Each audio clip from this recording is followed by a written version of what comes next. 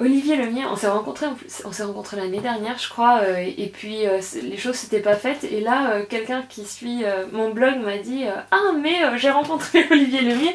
Et ce qui est extraordinaire, c'est que tu as écrit un livre, L'Esprit du chemin, et le sous-titre c'est Voyage aux sources du bonheur. Et t'es parti de plaisir, et tu es allé jusqu'à la rivière Bonheur ou... Oui. Ouais. En marchant. Oui, il y a une rivière qui s'appelle le Bonheur qui coule dans les Cévennes, que j'avais repérée une première fois lors d'un premier voyage, parce que moi je marche en France. C'est ton métier, c'est ta profession, ouais, je suis marcheur. correspondant géographique, je suis marcheur. Voilà. Et je marche en France, alors j'écris des livres, je travaille pour la presse, etc. Et je marche en France entre des lieux-dits dont le nom fait sens pour moi. Donc j'ai d'abord marché entre la vie et la mort.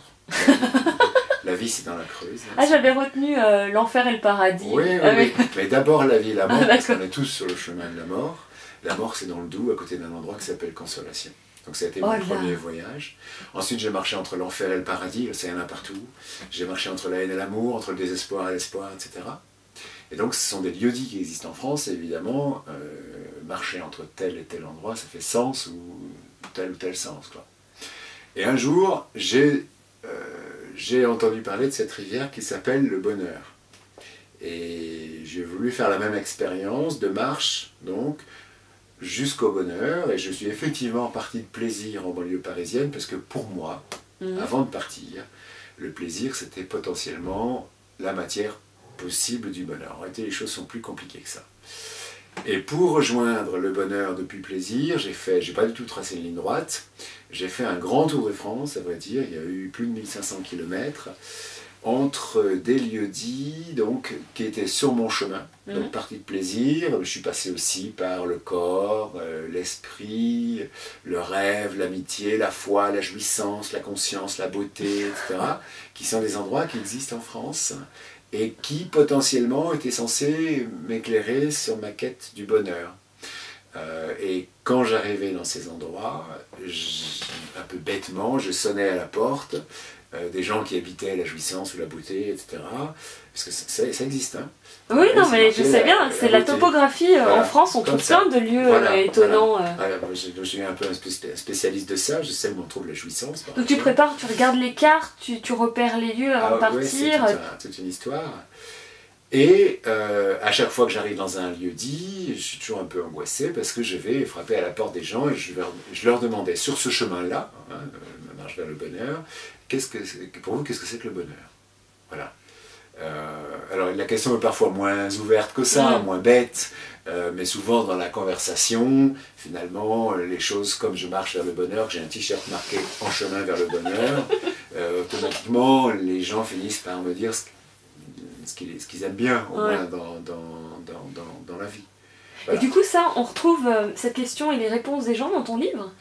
Non. Pourquoi tu as été posé cette question aux gens? Parce que je marchais vers le bonheur, et donc sur le bonheur, je posais cette question-là, mais quand j'ai marché vers la mort, je demandais aux gens qui étaient sur mon chemin entre la vie et la mort, parce que j'avais vraiment tracé un chemin entre la vie et la mort, avec un stabilo, tout bêtement, il y a 450 km, je leur demandais, et au fait, vous qui habitez entre la vie et la mort, qu'est-ce que ça vous fait d'être entre la vie et la mort? Voilà.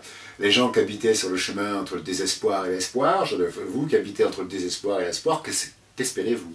Mais pourquoi tu leur posais cette question? Ou peu importe quelle question, puisque ça avait du sens pour chaque chemin que tu as fait. Tu as posé une question spécifique à ton chemin. Oui. Qu'est-ce que tu as fait de ces réponses? Alors, c'est dans le livre. Donc c'est un livre, c'est pas un travail de journaliste, donc c'est un travail d'auteur. Et donc dans le livre,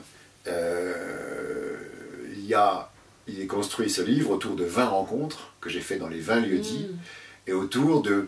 C'est peut-être juste une phrase qu'on m'a dite et que j'ai voulu retenir. Évidemment, ce n'est pas la réalité, ce n'est pas la vérité. C'est pas un travail de journaliste, c'est un travail d'auteur. Donc voilà, il y a quelqu'un qui me dit moi, j'aime la Creuse, j'aime le Solex et j'aime bien mes copains. Et voilà, donc j'en ai déduit que cette personne-là, son bonheur, c'était de faire du Solex avec ses copains dans la Creuse. Oui.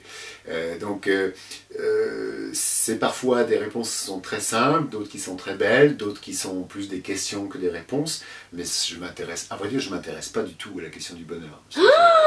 Mais je m'en vais. Je m'en vais. Non, c'est vraiment... C'est une situation... Mais le livre, il s'appelle Voyage aux sources du bonheur. Ça j'aurais pas dû faire, voilà.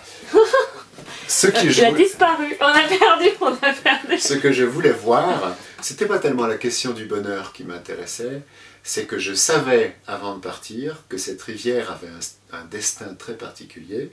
C'est que c'est une rivière qui, au 4e kilomètre de son cours, tombe dans un gouffre qui s'appelle la perte du bonheur. Oui. C'est ça que je voulais voir.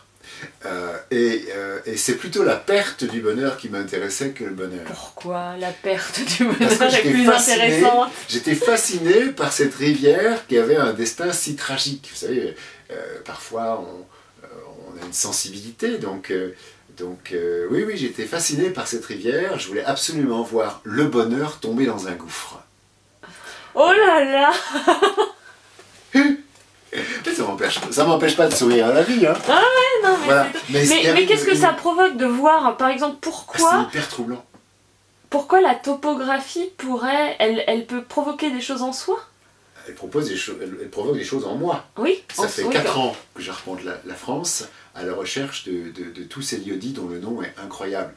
Quand on arrive au bonheur sous des trompes d'eau, on est à la fois, et qu'on voit le bonheur tomber dans un gouffre, la perte du bonheur, à la fois c'est désespérant, et à la fois c'est extraordinaire d'arriver dans la vallée du bonheur, alors que ça fait 2 mois et demi qu'on marche à pied pour voir ces fameux endroits. Donc c'est ça la vie, c'est jamais ni blanc ni noir, c'est ce qui m'intéresse pas dans le bonheur, c'est toute la religion autour du bonheur, le bonheur obligatoire, tout ce qui est médecine douce, tous ces trucs-là, ça m'ennuie énormément.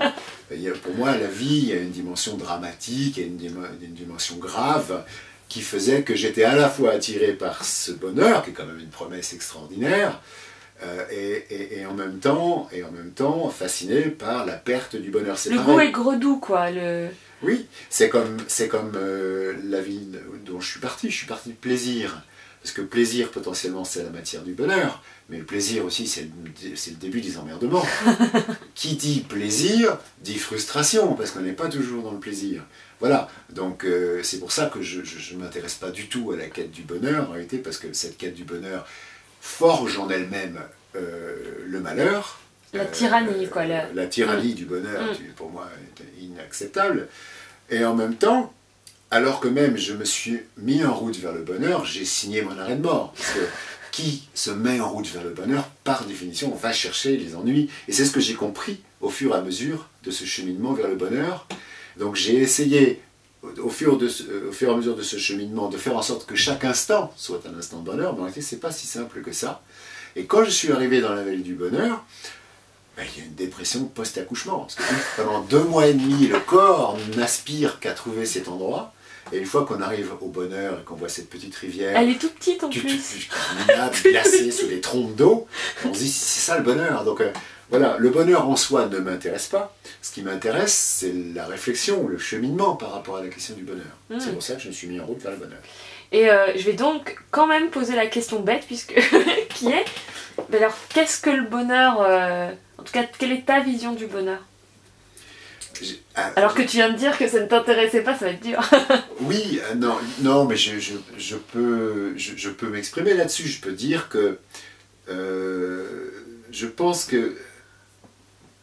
Non, franchement, le mot m'intéresse qu'à moitié. Mais par contre, ce qui m'intéresse, moi, dans la vie, c'est d'être juste. C'est-à-dire d'être là où je dois être. De ne pas me sentir éclaté entre 2 personnages, par exemple.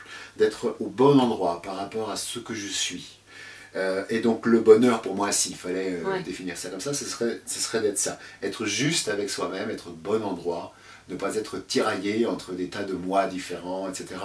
Être en cohérence avec soi. Si on est en cohérence avec soi, tout le reste, tout l'univers devient acceptable. Voilà.